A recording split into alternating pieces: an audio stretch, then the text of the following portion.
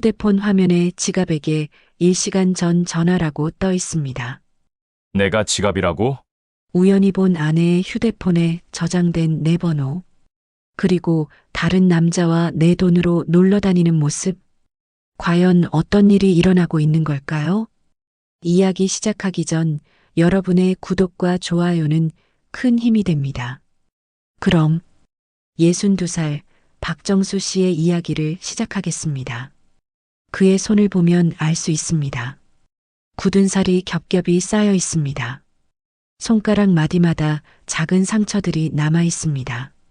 35년을 건설 현장에서 보낸 흔적입니다. 여름에는 뜨거운 햇볕 아래서, 겨울에는 칼바람을 맞으며 일했습니다. 허리가 아파도 참았습니다. 무릎이 시려도 견뎠습니다. 가족을 생각하면 힘이 났습니다. 정수 씨는 결혼한 지 35년이 되도록 단 한 번도 자신의 월급을 직접 만져본 적이 없었습니다. 월급날이면 언제나 같은 일을 했습니다. 은행에 들러 통장을 받아들고 집으로 향했습니다. 현관문을 열고 들어서면 아내 김미정 씨가 거실에서 기다리고 있었습니다.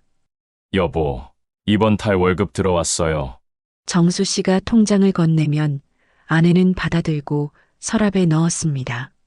당신은 일만 하세요. 집안일은 내가 다 알아서 할게요. 그 말이 좋았습니다. 믿음직했습니다. 자신은 밖에서 돈을 벌고 아내는 집에서 살림을 꾸리는 것. 그게 가족이라고 생각했습니다. 처음 몇 년은 좋았습니다. 아내는 늘 깔끔하게 차려입고 집을 정돈했습니다. 말투도 부드러웠습니다. 정수 씨가 힘들어하면 따뜻한 차를 내왔습니다. 하지만 10년쯤 지나자 조금씩 달라지기 시작했습니다. 당신 월급이 이게 다예요? 요즘 물가가 얼마나 올랐는데요.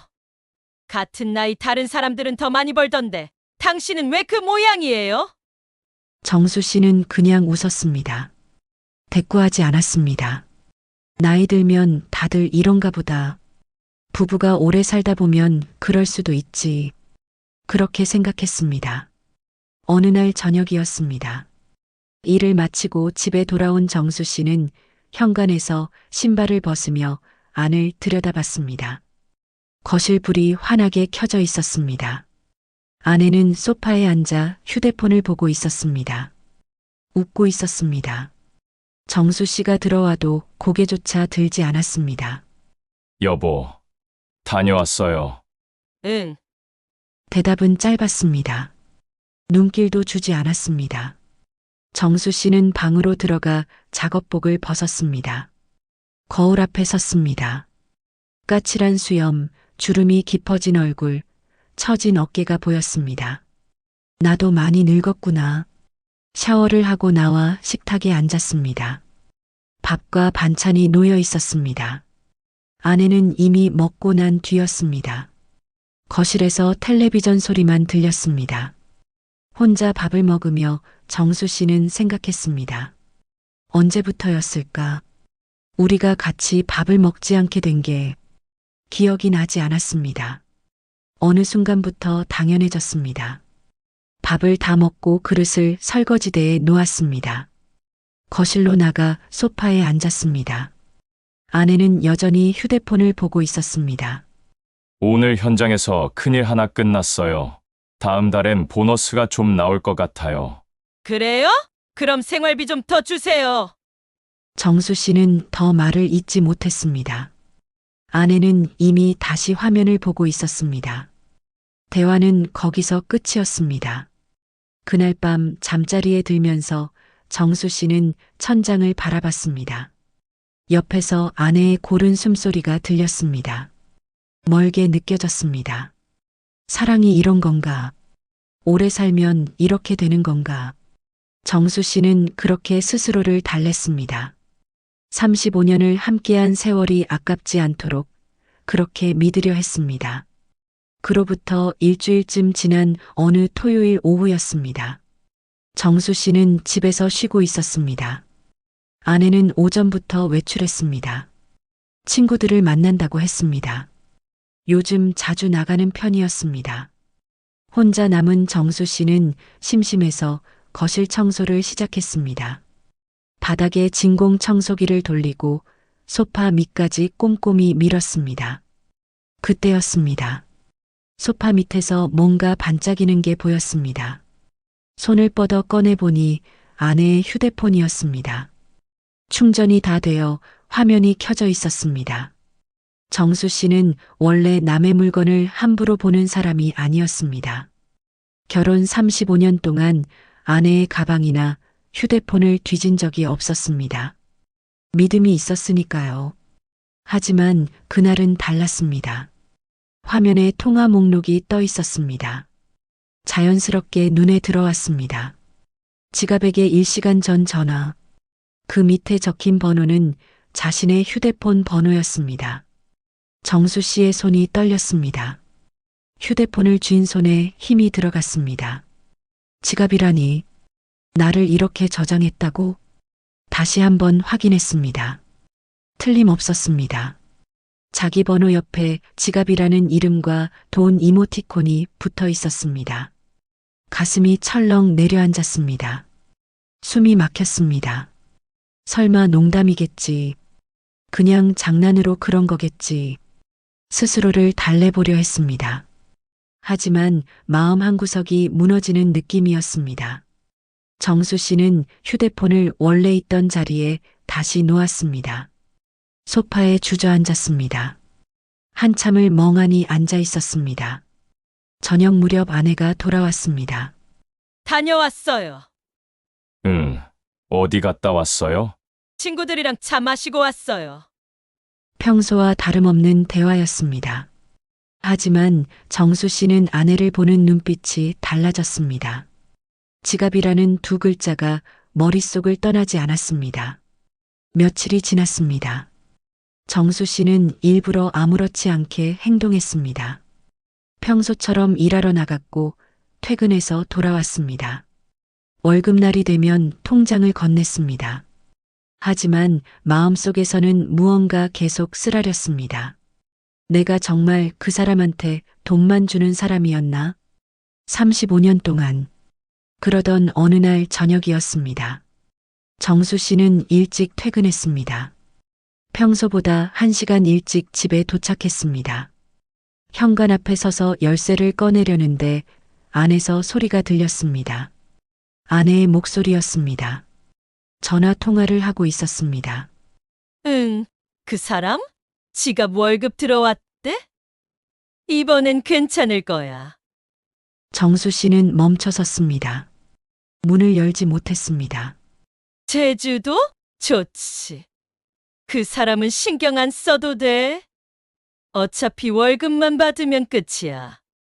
낯선 남자의 웃음소리가 들렸습니다. 전화 너머에서였습니다. 그래, 알았어. 다음 주에 보자. 나도 보고 싶어. 아내의 목소리는 달콤했습니다. 정수 씨가 평생 들어본 적 없는 톤이었습니다. 정수 씨는 그 자리에 서서 온몸이 굳어버렸습니다. 숨소리조차 내지 못했습니다. 잠시 후 아내가 전화를 끊는 소리가 들렸습니다. 정수 씨는 천천히 열쇠를 돌렸습니다. 문을 열고 들어갔습니다. 다녀왔어요. 어머, 왜 이렇게 일찍 왔어요? 아내는 놀란 표정을 지었습니다. 하지만 금방 평소의 얼굴로 돌아왔습니다. 일이 일찍 끝나서요. 그래요? 저녁은 알아서 드세요. 나 좀 피곤해서 먼저 들어갈게요. 아내는 방으로 들어가 문을 닫았습니다. 정수 씨는 현관에 선 채로 신발도 벗지 못했습니다. 다리에 힘이 없었습니다. 제주도, 다른 남자, 내 월급으로 머릿속이 하얘졌습니다. 그러다가 갑자기 모든 게 선명해졌습니다. 자신이 사랑이라고 믿었던 35년이 사실은 착각이었다는 것. 아내에게 자신은 남편이 아니라 돈줄이었다는 것. 그 돈으로 다른 남자가 웃고 있다는 것. 정수 씨는 거실 소파에 앉았습니다. 텔레비전도 켜지 않았습니다. 불도 켜지 않았습니다. 어둠 속에서 그냥 앉아 있었습니다. 눈물은 나오지 않았습니다. 화도 나지 않았습니다. 그저 온몸이 차갑게 식어가는 느낌이었습니다. 이제 어떻게 해야 하나? 정수 씨는 처음으로 자신의 인생을 다시 생각했습니다. 35년을 달려왔는데 그 끝에서 자신은 지금 무엇을 손에 쥐고 있는 걸까요? 아무것도 없었습니다. 사랑도 존중도 이름조차 없었습니다. 그저 지갑이라는 딱지만 붙어 있을 뿐이었습니다. 그날 밤 정수 씨는 잠을 이루지 못했습니다. 옆에서 아내는 편하게 잠들어 있었습니다. 고른 숨소리가 들렸습니다.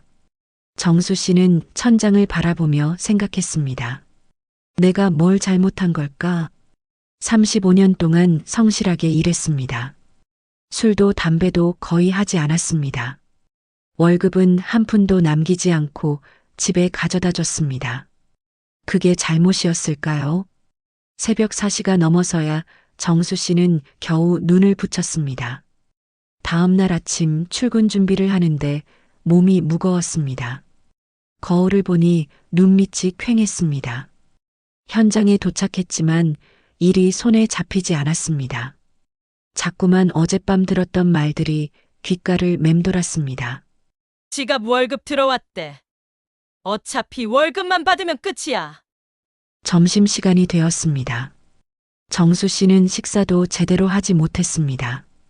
구내식당 한쪽 구석에 앉아 밥그릇만 바라봤습니다. 형님, 무슨 일 있으세요? 뒤에서 목소리가 들렸습니다. 10년째 함께 일하는 후배 이영호였습니다. 30대 중반 정수 씨를 친형처럼 따르는 사람이었습니다. 아니야. 괜찮아. 얼굴이 안 괜찮은데요. 어디 아프세요? 영호는 정수 씨 맞은편에 앉았습니다. 걱정스러운 눈으로 바라봤습니다. 정수 씨는 한참을 망설이다가 입을 열었습니다. 영호야, 너 결혼하면 통장을 누가 관리해? 저요? 저희는 각자 관리해요. 생활비만 같이 쓰고요. 요즘은 다들 그렇게 하잖아요. 그렇구나. 정수 씨는 쓸쓸하게 웃었습니다. 형님, 정말 무슨 일 있으시죠? 말씀하세요. 영호의 목소리가 진지했습니다. 정수 씨는 잠시 생각하다가 말했습니다. 내가 지갑이었대. 네? 무슨 말씀이세요? 내 마누라 휴대폰에 내 이름이 지갑으로 저장돼 있더라. 돈 이모티콘까지 붙여서. 영호의 표정이 굳어졌습니다. 그게 진짜예요? 내가 직접 봤어. 그리고 어제 집에 들어가는데 전화 통화하는 소리를 들었어. 다른 남자랑. 정수 씨는 담담하게 말했습니다. 감정을 담지 않으려고 애썼지만 목소리가 떨렸습니다. 내 월급으로 제주도 간다더라. 그 남자랑. 영호는 말을 잇지 못했습니다. 주먹을 꽉 쥐었습니다. 형님, 그럼 어떻게 하실 거예요? 모르겠어. 35년을 함께 살았는데 그냥 끝낼 수가 있나. 형님, 그래도 이건 아니잖아요. 알아. 나도 알아. 근데 어떻게 해야 할지 모르겠더라고. 정수 씨는 고개를 떨구었습니다. 그날 저녁 정수 씨는 일부러 늦게 퇴근했습니다. 집에 가기가 두려웠습니다. 현장을 천천히 정리하고 도구도 여러 번 점검했습니다. 8시가 넘어서 집으로 향했습니다. 걸어가면서도 발걸음이 무겁게 느껴졌습니다. 현관문을 열고 들어섰습니다. 거실이 어두웠습니다. 아내는 방에서 텔레비전을 보고 있었습니다. 다녀왔어요. 대답이 없었습니다. 정수 씨는 부엌으로 가서 냉장고를 열었습니다. 남은 반찬이 몇 개 있었습니다. 밥을 데워서 혼자 먹었습니다. 식사를 마치고 설거지를 하는데 아내가 나왔습니다. 다음 달 생활비 좀 더 줄 수 있어요? 정수 씨는 설거지 물을 잠갔습니다. 아내를 돌아봤습니다. 왜요? 돈이 모자라요? 요즘 물가가 얼마나 오른 줄 알아요? 당신 월급으로는 빠듯하다고요. 정수 씨는 아내를 가만히 바라봤습니다. 35년을 함께 산 사람, 하지만 지금 눈앞에 서 있는 이 사람이 낯설게 느껴졌습니다. 제주도 가려고요? 아내의 얼굴이 순간 굳었습니다. 뭐라고요? 내 월급으로 제주도 가려고 돈이 더 필요한 거 아니에요? 무슨 소리예요, 당신? 아내의 목소리가 높아졌습니다. 내가 들었어요. 전화 통화하는 거. 다른 남자랑. 아내는 잠시 당황한 표정을 지었습니다. 하지만 곧 태연하게 말했습니다. 무슨 착각을 하는 거예요? 친구들이랑 여행 가려고 계획한 거예요. 남자 웃음소리도 들렸어요. 친구 남편이었겠죠. 같이 전화했나 봐요. 아내는 거짓말을 거침없이 했습니다. 눈 하나 깜빡이지 않았습니다. 정수 씨는 더 이상 말하지 않았습니다. 증거가 없었습니다. 휴대폰을 봤다고 말할 수도 없었습니다. 그냥 생각해 볼게요. 정수 씨는 방으로 들어갔습니다. 문을 닫고 침대에 앉았습니다. 손이 떨렸습니다. 억울함과 분노가 치밀어 올랐습니다. 하지만 어떻게 해야 할지 몰랐습니다. 증거를 잡아야 하나? 아니면 그냥 모른 척하고 살아야 하나? 머릿속이 복잡했습니다. 그날 밤 정수 씨는 또다시 잠들지 못했습니다. 창밖을 바라보며 생각했습니다. 이 사람하고 계속 살 수 있을까? 35년을 그냥 버릴 수 있을까? 새벽 3시쯤이었습니다. 휴대폰이 울렸습니다. 영호에게서 온 문자였습니다. 형님, 괜찮으세요? 혹시 필요하시면 언제든 연락하세요. 제가 도와드릴게요. 정수 씨는 문자를 보며 처음으로 눈물이 났습니다.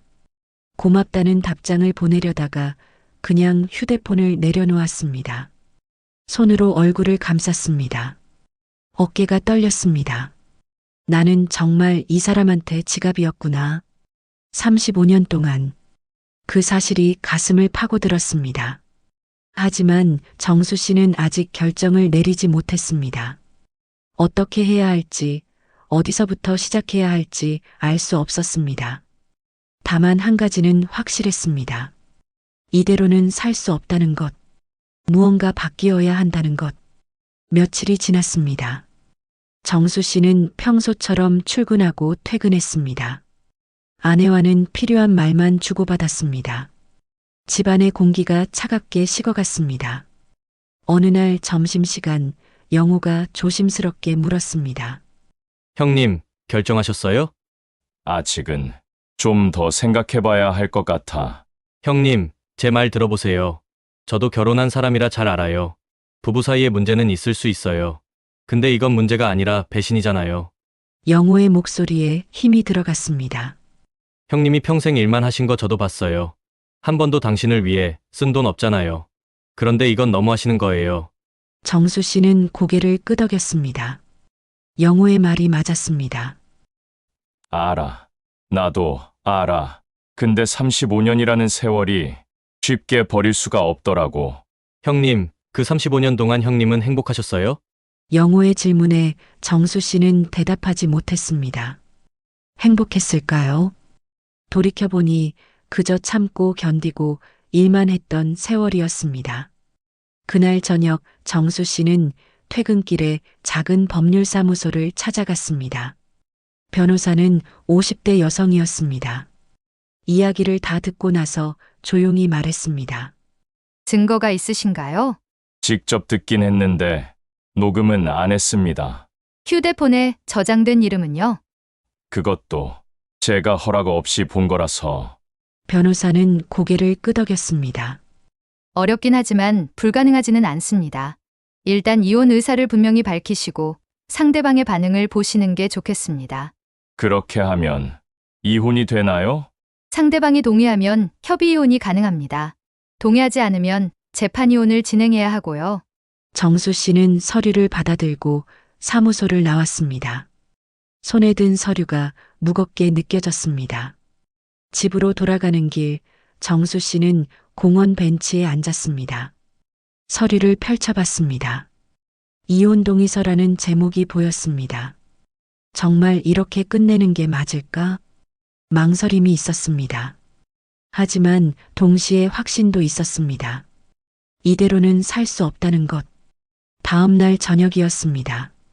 정수 씨는 거실 테이블에 서류를 펼쳐놓고 아내를 불렀습니다. 여보, 잠깐 나와봐요. 아내가 방에서 나왔습니다. 왜요? 이거 좀 봐요. 아내는 서류를 보더니 얼굴이 굳어졌습니다. 이게 뭐예요? 이혼하고 싶어요. 정수 씨의 목소리는 평온했습니다.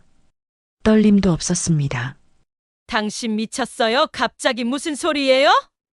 갑자기가 아니에요. 당신이 나를 어떻게 생각하는지 알았어요. 지갑이라고 저장한 거. 아내의 얼굴이 하얗게 질렸습니다. 그건 그냥 그냥이 아니에요. 35년을 함께 살았는데 나는 당신한테 돈만 주는 사람이었어요. 그리고 그 돈으로 다른 남자를 만났잖아요. 증거라도 있어요? 아내가 소리를 질렀습니다. 증거가 중요한 게 아니에요. 나는 이제 이렇게 못 살겠어요. 정수 씨는 서류에 이미 자신의 서명을 해놓은 걸 가리켰습니다. 여기 당신 이름란에만 사인하면 돼요. 당신 지금 진심이에요? 네, 진심이에요. 아내는 한참을 서 있었습니다. 그러다가 갑자기 태도가 바뀌었습니다. 좋아요. 이혼해요. 근데 재산 분할은 제대로 해야 해요. 35년 살림 꾸린 게 나예요. 정수 씨는 씁쓸하게 웃었습니다. 끝까지 돈 이야기였습니다. 알았어요. 법대로 하죠. 며칠 뒤 아내는 서류에 서명을 했습니다. 변호사 사무실에서 재산 분할 협의도 했습니다. 집은 아내가 가져가기로 했습니다. 모든 절차가 끝나고 정수 씨는 법원에서 나왔습니다. 손에는 이혼 확인서가 들려 있었습니다. 35년의 결혼 생활이 서류 한 장으로 끝났습니다. 영호가 밖에서 기다리고 있었습니다. 형님, 수고하셨어요. 고맙다. 영호야, 내가 없었으면 못 해냈을 거야. 이제 어디 가실 거예요? 일단 원룸 하나 얻어야지. 나 혼자 살기엔 그걸로 충분해. 영호가 정수 씨의 짐을 들어주었습니다. 많지 않았습니다. 옷가방 하나, 이불 한 채, 몇 가지 생활용품이 전부였습니다. 형님, 외롭지 않으세요? 외로운 건 집에 있을 때도 마찬가지였어. 이제는 그냥 편할 것 같아. 정수 씨는 처음으로 환하게 웃었습니다. 그날 저녁 정수 씨는 작은 원룸에 짐을 풀었습니다. 방은 좁았지만 깨끗했습니다. 창문으로 석양이 들어왔습니다. 정수 씨는 창가에 서서 밖을 바라봤습니다. 이제 시작이구나. 내 인생의 새로운 시작. 휴대폰이 울렸습니다. 영호에게서 온 문자였습니다. 형님, 저녁 먹었어요? 내일 점심 제가 살게요. 고기 먹으러 가요. 정수 씨는 답장을 보냈습니다. 고맙다. 내일 보자. 그리고 작은 노트를 꺼내 펜을 들었습니다. 한 줄 한 줄 천천히 적어 내려갔습니다. 35년 동안 지갑으로 살았다. 이름도 없이, 존중도 없이. 하지만 이제 나는 박정수로 산다. 내 이름으로, 내 의지로, 내 삶을 살아간다. 정수 씨는 노트를 덮고 침대에 누웠습니다. 오랜만에 마음이 편안했습니다. 35년 만에 처음 느끼는 자유였습니다. 창밖으로 별이 보였습니다. 정수 씨는 눈을 감으며 생각했습니다. 아직 늦지 않았어. 62살, 이제부터 진짜 내 인생을 살면 돼. 이혼하고 석 달이 지났습니다. 정수 씨는 시골 외곽의 작은 원룸에서 새로운 일상을 시작했습니다. 아침 6시면 눈이 떠졌습니다. 창문을 열면 신선한 공기가 들어왔습니다. 예전에는 출근 준비에 쫓겼습니다. 아내 눈치를 보며 조용히 집을 나섰습니다. 하지만 이제는 달랐습니다. 천천히 커피를 내려 마셨습니다. 라디오를 켜고 아침 뉴스를 들었습니다. 서두르지 않았습니다. 현장에 나가면 영호가 먼저 와 있었습니다. 형님, 어제 잘 주무셨어요? 응, 잘 잤어. 요즘 참 잘 자. 얼굴이 많이 밝아지셨어요. 영호의 말이 맞았습니다. 정수 씨는 거울을 볼 때마다 느꼈습니다. 표정이 편해졌다는 걸. 주말이면 작은 텃밭을 가꾸었습니다. 원룸 뒤편에 조그만 땅을 빌려 상추와 고추를 심었습니다. 흙을 만지니 마음이 편안했습니다. 아버지, 여기가 어디예요? 어느 토요일 오후 정수 씨는 낯선 목소리에 고개를 들었습니다. 텃밭 입구에 한 여자가 서 있었습니다. 수진아, 정수 씨의 딸이었습니다. 수지는 천천히 다가왔습니다. 눈가가 붉어져 있었습니다. 아빠, 여기서 이렇게 사셨어요? 응, 괜찮아. 좋아. 조용하고. 정수 씨는 손에 흙을 털며 일어섰습니다. 아빠, 미안해요. 수진의 목소리가 떨렸습니다. 무슨 소리야. 미안할 게 뭐 있어. 아니에요. 엄마 말만 듣고 저도 아빠한테 차갑게 대했잖아요. 아빠가 무책임한 사람인 줄 알았어요. 수지는 눈물을 닦았습니다. 그런데 며칠 전에 엄마 휴대폰을 봤어요. 아빠 이름이 지갑으로 저장돼 있더라고요. 정수 씨는 아무 말도 하지 않았습니다. 그제야 알았어요. 엄마가 평생 아빠한테 얼마나 심하게 했는지. 아빠는 한 번도 화내지 않고 그냥 참고 사셨다는 걸. 수지는 아버지 앞에 무릎을 꿇었습니다. 아빠, 정말 미안해요. 제가 너무 몰랐어요. 정수 씨는 딸의 어깨를 잡아 일으켰습니다. 일어나. 네 잘못이 아니야. 엄마가 그렇게 말하면 네가 그렇게 생각할 수밖에 없지. 아빠는 화 안 나세요? 화, 이제는 안 나? 오히려 시원해. 이제야 내 인생을 사는 것 같거든. 정수 씨는 조용히 웃었습니다. 수지는 아버지의 작은 방을 둘러봤습니다. 깨끗하게 정돈돼 있었습니다. 창가에 화분 몇 개가 놓여 있었습니다. 아빠, 외롭지 않으세요? 아니야. 외로운 건 집에 있을 때가 더했어. 이제는 매일이 편안해. 제가 자주 올게요. 밥도 해드릴게요. 그래. 가끔 놀러와. 아빠가 기른 상추 줄게. 아빠, 응? 앞으로는 제가 아빠 편이에요. 엄마가 뭐라고 해도. 수진이 아버지의 손을 꼭 잡았습니다. 정수 씨는 딸의 손을 가만히 쥐었습니다. 고맙다. 그 말 들으니까 다 보상받는 것 같구나. 수진이 돌아간 뒤 정수 씨는 다시 텃밭으로 나갔습니다. 해가 서쪽으로 기울고 있었습니다. 그날 저녁 정수 씨는 작은 노트를 펼쳤습니다. 몇 달 전 적었던 글귀가 보였습니다. 35년 동안 지갑으로 살았다. 정수 씨는 그 밑에 새로운 문장을 적었습니다. 하지만 이제 나는 내 이름으로 산다. 내 인생은 아직 끝나지 않았다. 62살, 이제부터 시작이다. 노트를 덮고 창밖을 바라봤습니다. 저녁 하늘이 붉게 물들어 있었습니다. 다음 날 월요일 현장에 나간 정수 씨는 영호와 함께 점심을 먹었습니다. 형님, 어제 따님 오셨다면서요? 응. 왔다 갔어. 오랜만에 얘기 많이 했어. 다행이네요. 이제 형님도 다시 가족이 생기신 거예요. 그러게. 늦었지만 감사하더라. 영호가 웃으며 말했습니다. 형님, 저 내년에 애 태어나거든요. 형님이 할아버지처럼 좀 봐주세요. 뭐, 진짜야? 네, 아직 주변에 말 안 했는데 형님한테만 먼저 알려드려요. 정수 씨는 영호의 어깨를 두드렸습니다. 잘 됐다. 축하한다. 내가 돌잔치 비용 보태줄게. 아니에요, 형님. 그냥 가끔 우리 애 보러 와주세요. 그걸로 충분해요. 정수 씨는 고개를 끄덕였습니다. 가슴이 따뜻해졌습니다. 그날 저녁 원룸으로 돌아온 정수 씨는 라디오를 켰습니다. 잔잔한 음악이 흘러나왔습니다. 창밖으로 별이 보였습니다. 정수 씨는 의자에 앉아 하늘을 바라봤습니다. 정수 씨는 조용히 미소 지었습니다. 아침이면 좋아하는 커피를 마십니다. 낮에는 땀 흘리며 일합니다.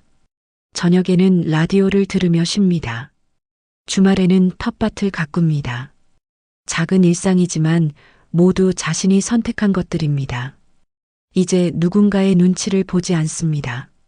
누군가를 위해 자신을 지우지 않습니다. 딸이 가끔 찾아옵니다. 영우가 전화를 걸어옵니다. 혼자지만 외롭지 않습니다. 정수 씨는 창문을 열었습니다. 시원한 바람이 들어왔습니다. 정수 씨는 다시 노트를 펼쳤습니다. 마지막 장에 천천히 한 줄을 적었습니다. 사람은 언제든 다시 시작할 수 있다. 나이는 숫자일 뿐이다. 중요한 건 나를 지키며 사는 것이다. 노트를 덮고 정수 씨는 편안하게 잠자리에 들었습니다. 내일 아침이면 또 새로운 하루가 시작될 것입니다. 지갑이 아닌 박정수로 사는 하루. 그것만으로도 충분히 행복한 하루였습니다. 여러분, 오늘 박정수 씨의 이야기는 여기서 마무리하겠습니다. 62살의 새로운 인생을 시작한 정수 씨. 늦었다고 생각했지만 오히려 그때가 진짜 시작이었습니다. 우리 모두에게는 자신의 이름으로 살아갈 권리가 있습니다. 나이가 많든 적든 언제라도 다시 시작할 수 있습니다. 오늘 이야기가 여러분께 작은 위로와 용기가 되었기를 바랍니다. 이 영상이 도움이 되셨다면 좋아요 버튼 한번 눌러주세요. 여러분의 좋아요 하나하나가 더 좋은 이야기를 만드는 큰 힘이 됩니다. 그리고 구독과 알림 설정도 잊지 마세요. 매주 새로운 인생 이야기로 찾아뵙겠습니다. 댓글로 여러분의 생각을 들려주세요. 정수 씨가 잘한 걸까요? 여러분이라면 어떻게 하셨을까요? 여러분의 이야기가 궁금합니다. 댓글 하나하나 정성껏 읽어보겠습니다. 그럼 다음 이야기에서 또 뵙겠습니다. 건강하시고 행복하세요. 감사합니다.